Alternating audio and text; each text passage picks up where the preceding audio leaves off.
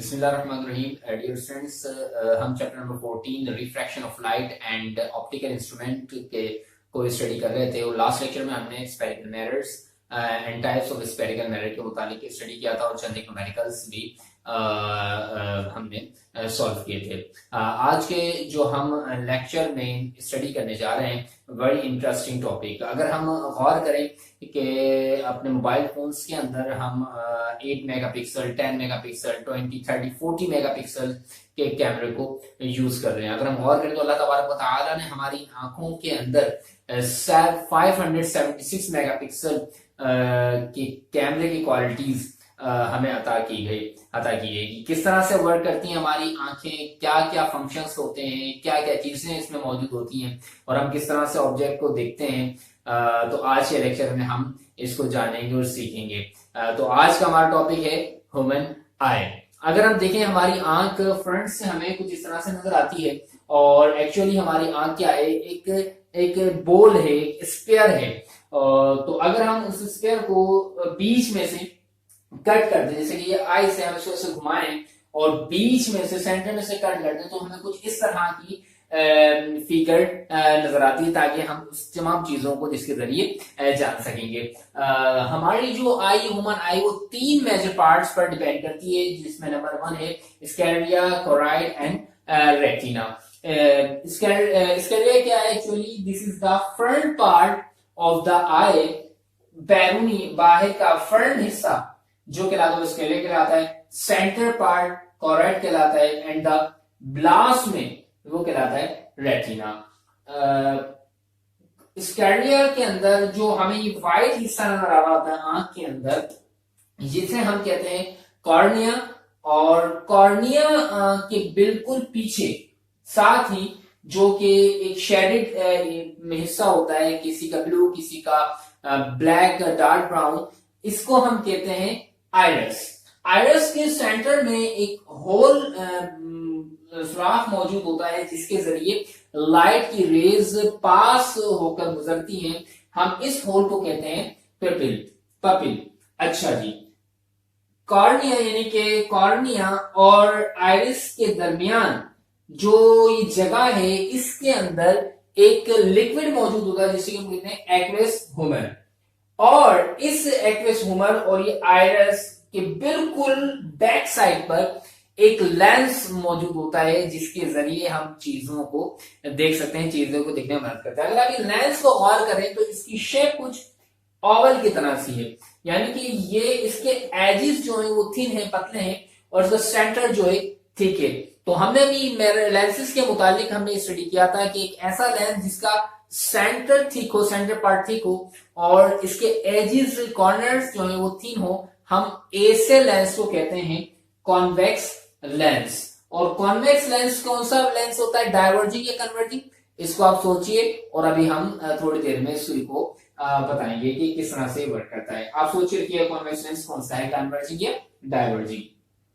इसी तरह से हमारी आईज में बिल्कुल लेंस के बैक साइड पर पीछे के हिस्से पे ये हिस्सा है रेटिना, और लेंस और रेटिना के दरमियान भी जो है वो एक जेली टाइप लिक्विड फिल्ड होता है जिसे हम कहते हैं vitreous humour, aqueous humour and vitreous humour. और रेटिना का काम क्या है? एक्चुअली रेटिना ही हमें नर्व्स के जरिए माइंड तक सिग्नल पहुंचाता है कि वो चीज हमें क्या है, जो हमने चीज देखी हम उसको, उस चीज को समझ सकते हैं। किस तरह से काम करता है? देखिए, कोई भी फॉर एग्जाम्पल कोई एक ऑब्जेक्ट मौजूद है यहां पर, तो लाइट रेज जब इससे पढ़कर गुजरेंगी, हम लाइट को, हम चीजों को, थिंग्स को किस तरह से देखने के काबिल होते हैं? लाइट किसी भी सोर्स से आकर ऑब्जेक्ट को पड़ती है और ऑब्जेक्ट से लाइट आइज पर आती है और आइज पे हम उन चीजों को देखने के काबिल होते हैं। तो फॉर एग्जाम्पल किसी भी सोर्स से लाइट पड़ी इस ऑब्जेक्ट पर और ऑब्जेक्ट से लाइट यहां से गुजरना शुरू हुई और ये पहुंची लेंस के ऊपर। कॉन्वेक्स लेंस जो है वो होता है कन्वर्जिंग लेंस। ये लाइट को क्या करता है? कन्वर्ज करता है। तो जब लाइट यहां पहुंचेंगी तो लाइट इस लेंस से होकर क्या होगी? कन्वर्ज होंगी इस तरह से। तो जब ये कन्वर्ज होंगी तो इसकी एक रियल एंड इन्वर्टेड इमेज हमें शो कर देगा रेटिना की तरफ। रेटिना जो है इन ऑप्टिक नर्व्स के जरिए ये इमेज माइंड तक पहुंचाती है और माइंड हमें यही चीज क्या होता है सीधी कर कर हमें पहचानने में मदद करता है यह चीज क्या मौजूद है।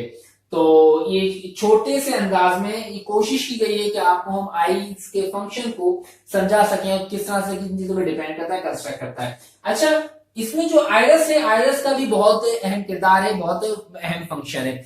आयरस क्या है एक्चुअली, जब लाइट की रेज आती है तो आयरस एक्सपेंड भी हो जाता है और कॉन्ट्रैक्ट भी हो जाता है। जब लाइट की रेज ज्यादा होती है तो ये जो है ये कॉन्ट्रैक्ट हो जाता है, सिकुड़ जाता है, ये और छोटा हो जाता है, जिसकी वजह से लाइट जो गुजरती है वो कम गुजरती है और हम ऑब्जेक्ट को देखने के काबिल। जैसे हमारे आंखों में टॉर्च तेज मारी जाए तो ये क्या होता है, सिकुड़ जाती है। और जब हम डार्क रूम में जाते हैं तो क्या होता है, ये एक्सपेंड हो जाती है, बड़े हो जाता है, और बड़ा हो जाता है, और जिसकी वजह से हमें लाइट की रेज ज्यादा जाती है और हम ऑब्जेक्ट को देखने के काबिल होते हैं। यही वजह है कि जब हम तेज रोशनी से बिल्कुल एक डार्क रूम में जाए तो हमें फिलहाल थोड़ी देर के लिए कुछ नजर नहीं आता। उसकी ये वजह है कि हमारी जो आई के अंदर आयरस है ये क्या हो जाता है, ये रोशनी के अंदर ज्यादा लाइट के अंदर सिकुड़ा हुआ होता है, कॉन्ट्रैक्ट हुआ होता है। जब हम डार्क रूम में जाते हैं तो वो कॉन्ट्रैक्ट हुआ होता है, फिर आहिस्ता आहिस्ता क्या होता है, ये एक्सपेंड होता है, फैलता है। जब फैलता है तो हम चीजों को देखने के काबिल होते हैं। तो डियर स्टूडेंट्स, उम्मीद करता हूँ ये मुख्तसर से वक्त के अंदर, मुख्तसर वर्ड के अंदर, आसान फास्ट के अंदर कोशिश की है कि हमें आपको ह्यूमन आई को इसके कंस्ट्रक्शन और फंक्शंस को समझा सके। इसकी आप डायग्राम कॉपी कर लीजिए, काम कर लीजिए, फिर हम पढ़ते हैं अपने आज के न्यू न्यूमेरिकल्स के सॉल्यूशन की तरफ। अब हम सॉल्व करने लगे हैं इस चैप्टर के प्रॉब्लम नंबर 14.4 को। 14.1, 2 और 3 हमने लास्ट लेक्चर में कवर किए थे। अब हम शुरू करें 14.4 को। तो कहते हैं focal length of a convex lens is 10 centimetre, where should an object be placed to get a real image, a virtual image twice the size of the object. यानी एक कॉन्वेक्स लेंस की जो फोकल लेंथ है वो 10 centimetre है। Object को कहां पर होना चाहिए कि हमें एक रियल इमेज हासिल हो, और सेकंड पार्ट में कह रहे हैं एक वर्चुअल इमेज हासिल हो। कब? इस सूरत में कि twice the size of the object, की जो इमेज हो वो ऑब्जेक्ट के साइज की क्या हो, डबल हो, ट्वाइस हो। तो सबसे पहले गिवन की तरफ आते हैं। क्या given? The focal length of a convex lens. Convex lens की फोकल लेंथ दी हुई है, और फोकल लेंथ को डिनोट करते हैं एफ से। F is equal to 10 centimetre. चूंकि लेंस कॉन्वेक्स है और कॉन्वेक्स लेंस की फोकल लेंथ को हम पॉजिटिव लेते हैं। आपके इस लेवल के अंदर तमाम लेंसेज को जो है वो कॉन्वेक्स ही लिया गया है, पॉजिटिव ही लिया गया है। कॉनकेव लेंस के न्यूमेरिकल्स को सॉल्व मतलब नहीं इंक्लूड नहीं किया गया है। अगर कहीं पर लफ्ज कॉनकेव लेंस आ जाए तो आपने सिर्फ और सिर्फ फोकल लेंथ को क्या कर लेना है, नेगेटिव यूज कर लेना है। आइए हम सॉल्व करते हैं। F is equal to 10 centimetre, where should an object be place. Object कहां पर होगा, मीन्स ऑब्जेक्ट डिस्टेंस की बात हो रही है। हम लेंस से ऑब्जेक्ट को कहां रखें, मीन्स पी। पी हमें फाइंड करना है। कब फाइंड करना है? जब इमेज इज रियल। उस वक्त बताएं कि जब इमेज रियल बने।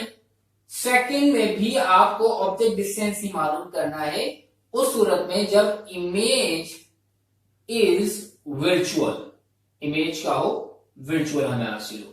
तो जब इमेज रियल बने उस वक्त ऑब्जेक्ट कहां पर होगा, और जब इमेज वर्चुअल बने उस वक्त ऑब्जेक्ट कहां पर होगा, ये हमें बताना है। साथ ही दिया गया है कि मैग्निफिकेशन ट्वाइस क्या होगा, ये एक्चुअली ये मैग्निफिकेशन है कि जो रेशो बताता है कि ऑब्जेक्ट इमेज ऑब्जेक्ट से कितनी बड़ी कितनी छोटी है, this is represent the magnification. M is equal to 2 और मैग्निफिकेशन की कोई यूनिट नहीं होती। तो सॉल्यूशन की तरफ आते हैं। सबसे पहले हमें मैग्निफिकेशन ही दिया हुआ है। देखिए एफ दिया हुआ है, पी मालूम करना है, क्यू का कोई तस्करा नहीं है, तो हम मैग्निफिकेशन के फॉर्मूले से सबसे पहले क्यू को फाइंड आउट करेंगे। सिंस हम जानते हैं M is equal to Q upon P, और एम हमें दिया गया है 2 और क्यू हमें नहीं फाइंड और पी भी नहीं फाइंड। पी यहां डिवाइड करा जाएगा, मल्टीप्लाई करेगा, 2p is equal to Q and Q is equal to 2p। तो हमने क्यू को निकाल लिया पी की फॉर्म में। अब हम आगे सॉल्व करते हैं इस फर्दर न्यूमेरिकल को। नाउ अब आप मेरा थिन लेंस फॉर्मूले का लगा दे by using thin lens formula 1 upon F is equal to 1 upon P plus 1 upon Q. तो 1 अपॉन एफ हमें दिया हुआ है 10 इज इक्वल टू, और 1 अपॉन पी हमें फाइंड करना है, प्लस 1 अपॉन क्यू। क्यू क्या है यहाँ पर 2p। अच्छा, हम सबसे पहले फाइंड कर रहे हैं ए पार्ट को, पी फाइंड कर रहे हैं ए पार्ट के लिए। तो अब यहां पर क्या था, इमेज इज रियल, तो आप यहां पर लिख दीजिएगा since q is equal to 2q because image, because आप आगे करके लिखिएगा, जगह नहीं, इमेज इज रियल। आपने q को पॉजिटिव लिया है इसलिए कि इमेज का कौन सा तस्करा है यहां पर, रियल। तो 1/10 इज इक्वल टू, अब यहां पर आप एलसीएम ले लीजिए 2p, तो 2p को जब हम यहां रखेंगे p से p कैंसिल 2 बचेगा, प्लस 2p जब आप यहां रखेंगे तो 2p कैंसिल 1 बचेगा। 1/10 इज इक्वल टू 2 + 1 3/2p। अब देखिए 2p यहां डिवाइड में, जब इधर आएगा तो मल्टीप्लाई में आ जाएगा, 2p इज इक्वल टू 3, 10 यहां डिवाइड में, तो जी 10 यहां डिवाइड में, तो ऊपर आ जाएगा मल्टीप्लाई में। सेम इसी तरह से नेक्स्ट ऊपर क्या होगा, p हमें फाइंड करना है, p is equal to 3 multiply by 10, 2 multiply में नीचे आकर डिवाइड करेगा, और इस तरह से p जब आप डायरेक्ट कैलकुलेटर सॉल्व कर लीजिएगा, वैल्यू निकाल लें, 2 1 2, 2 5 10 एंड 5 3 15 सेंटीमीटर। तो ऑब्जेक्ट को लेंस से 15 सेंटीमीटर के अगर हम फासले पे रखेंगे तो हमें इमेज रियल हासिल होगी, जो कि ऑब्जेक्ट के साइज से क्या होगी, ट्वाइस होगी, डबल होगी। अच्छा, अब हम बी पार्ट को सॉल्व करते हैं। तो बी पार्ट में किस तरह से है, बी पार्ट के अंदर दिए गई है 1/f is equal to 1/p plus 1/q। अब नाउ आप इसको फर्दर सॉल्व कीजिए। 1/f हमें कितना दी, मैंने f हमें दिया गया है 10 centimetre is equal to 1/p plus 1/q। अब यहां पर q क्या लेंगे, q हमें कितना हमने निकाला यहां पर, actually 2 is equal to 2p। तो बट आप यहां लिखेंगे q is equal to -2p। Why, because image is virtual. अब की बार जो है वो इमेज क्या हो रही है, वर्चुअल हो रही है। रियल में हमने पॉजिटिव 2p लिया था, अब अगले वाले में बी वाले में क्या है, इमेज इज वर्चुअल, तो आप p को क्या लेंगे, -2p। तो क्या हो जाएगा, 1/10 is equal to 1/p plus minus minus 1/2p, और फिर इस तरह से 1/10 इज इक्वल टू एलसीएम लेंगे, 2p आएगा, तो 2p आप यहां भी रखेंगे और यहां भी रखेंगे, राइट। p से p कैंसिल 2, माइनस p से p कैंसिल 2p से 2p कैंसिल 1, तो 1/10 इज इक्वल टू 2 में से 1 गए, 1 बचे 2p, और फिर इस तरह से क्या हो जाएगा, 2p यहां पर आ जाएगा हमने, और 10 यहां डिवाइड में, इधर मल्टीप्लाई में आ जाएगा। हम we have to find p, so 2 यहां मल्टीप्लाई करेगा, इधर आगे डिवाइड करेगा, p is equal to 2 1 2, 2 5 10, 5 centimetre. तो अब अगर हम ऑब्जेक्ट को लेंस से 5 सेंटीमीटर के डिस्टेंस पर रखेंगे तो हमें इमेज क्या हासिल होगी, वर्चुअल हासिल होगी, और वो साइज क्या होगा इमेज का, वो ट्वाइस ऑफ द साइज होगी ऑब्जेक्ट के। तो डियर स्टूडेंट्स, उम्मीद करता हूं हमारे अगर आपको समझ में आ गया प्रॉब्लम, इसको आप कॉपी कर लीजिए, इसके बाद हम नेक्स्ट प्रॉब्लम की तरफ बढ़ते हैं।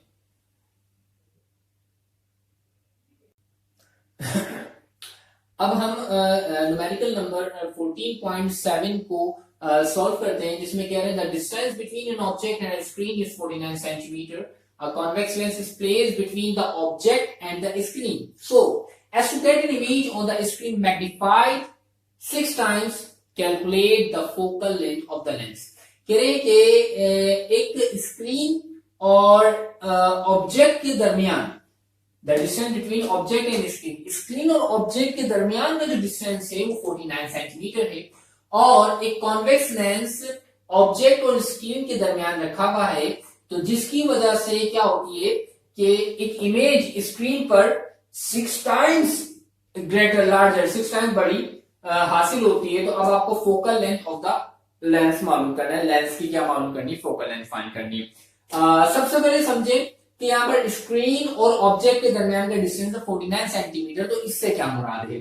फॉर एग्जाम्पल यहाँ पर एक स्क्रीन, एक शीट मौजूद है, और यहां पर एक ऑब्जेक्ट मौजूद है। फॉर एग्जाम्पल यहाँ एक कैंडल हुई है, जल रही है, यहाँ पर एक कैंडल जल रही है, और यहाँ पर एक कॉन्वेक्स लेंस मौजूद है। तो देखिए क्या कह रहे हैं कि distance between object and screen, तो ये ऑब्जेक्ट है, ऑब्जेक्ट और ये स्क्रीन है, ऑब्जेक्ट और स्क्रीन के दरमियान का फासला दिया हुआ 49 सेंटीमीटर। अच्छा, तो देखें हमने पढ़ा था कि लेंस और ऑब्जेक्ट का फासला, लेंस से ऑब्जेक्ट तक का फासला कहलाता ऑब्जेक्ट डिस्टेंस, जिसे हम शो करते हैं पी से। क्लियर है? अच्छा, यहां ऑब्जेक्ट है, यहां पर इसकी इमेज कहां हासिल हो रही है? इस स्क्रीन पर हासिल हो रही है। तो हमने ये पढ़ा था कि लेंस से इमेज तक का जो डिस्टेंस है फासला, उसको हम डिनोट करते हैं क्यू से। इसमें 49 सेंटीमीटर जो है वो क्या है? P plus Q. तो अब आप यहां पर गिवन पे आ जाएं, P plus Q is equal to 49 centimetre. So as to get an image on the screen magnified 6 times, it means हमें मैग्निफिकेशन दी हुई है m is equal to 6. Calculate the focal length of the lens. We have to find focal length of the lens. तो देखिए सबसे पहले हम solution की तरफ बढ़ते हैं। यहां पर मैग्निफिकेशन दी है, तो हम यहां पर मैग्निफिकेशन का फॉर्मूला यूज करेंगे, जो कि जानते हैं हम m is equal to q upon p। So m is equal to 6, so we have 6 is equal to q upon p. p यहां डिवाइड करा करके मल्टीप्लाई करेगा, 6p is equal to q, और हमने q को पहले लिख लिया, q is equal to 6p। तो हमने q की फॉर्म बना ली, 6p की फॉर्म में q को निकाल लिया, q is equal to 6p। Now we have, हमारे पास क्या मौजूद है? We have p plus q is equal to 49। Now P plus Q, Q को देखिए हमने निकाला है 6P, since Q is equal to 6P, तो आपने Q की जगह क्या लिख दिया? 6P लिख दिया, is equal 49। 6 plus 1 7P is equal to 49, and P is equal to 49 divided by 7। So P is equal to 7 1 is 7, 7 7 is 49, 7 centimeter. So we get the object distance from the convex mirror, convex lens is 7 centimeter. हमने P निकाल दिया। तो अब हम क्या कर सकते हैं? अब आप नाउ थिन लेंस फॉर्मूला लगा दीजिए। थिन लेंस फॉर्मूला क्या है? 1 upon F is equal to 1 upon P plus 1 upon Q। So अगर हम देखें, अब हाँ एक चीज इसमें आप कर लीजिए, थोड़ा सा देखें, P तो हमने निकाल लिया, अब हम Q कैसे निकाल सकते हैं? P यहां पर 7 है और हमने Q क्या निकाला था? Q is equal to 6P, therefore Q is equal to 6 और P क्या है? 7। So Q is equal to 6 7 is 42 centimetre. P भी हमारे पास आ गया, Q भी हमारे पास आ गया। अब नाउ अब आप थिन लेंस फॉर्मूला लगाकर F मालूम कर सकते हैं। 1 upon F is equal to 1 upon P plus 1 upon Q। So we have 1 upon F we have to find, so 1 upon P is equal to 7 plus 1 upon Q is equal to 42। और इसके बाद अब आप इसको further solve कर लीजिएगा। Not a big task, ये कोई बड़ा टास्क नहीं है। जब भी दो वीडियो से पाऊंगा हो बीजे प्लस से माइनस साइन, आप वहां पर क्या लेते हैं? एलसीएम लेते हैं। अब आप इसका एलसीएम लीजिएगा, फोकल लेंथ इसकी निकाल लीजिए, यूनिट लगाएंगे आप सेंटीमीटर। तो इसका फोकल लेंथ निकालकर इसको पूरा प्रॉब्लम को सॉल्व कर लीजिएगा। इसके अलावा प्रॉब्लम नंबर 14.5, 14.6 एंड 14.8 आपको खुद से असाइनमेंट के तौर पे दी जा रही है, सॉल्व करना है। इन प्रॉब्लम्स के अंदर आपको कोई प्रॉब्लम हो, कोई बात समझ में ना आए, कोई इशू हो, आप पूछ सकते हैं बिल्कुल। इसके अलावा आप तमाम वर्क को जो आपको दिया जाए, तमाम वर्क अच्छी तरीके से याद कर लें, पूरे चैप्टर को, चैप्टर 14 को न्यूमेरिकल्स की प्रैक्टिस करें, और इंशाल्लाह नेक्स्ट लेक्चर में आपसे फिर मुलाकात होगी। तब तक इजाजत दीजिए। अल्लाह हाफिज।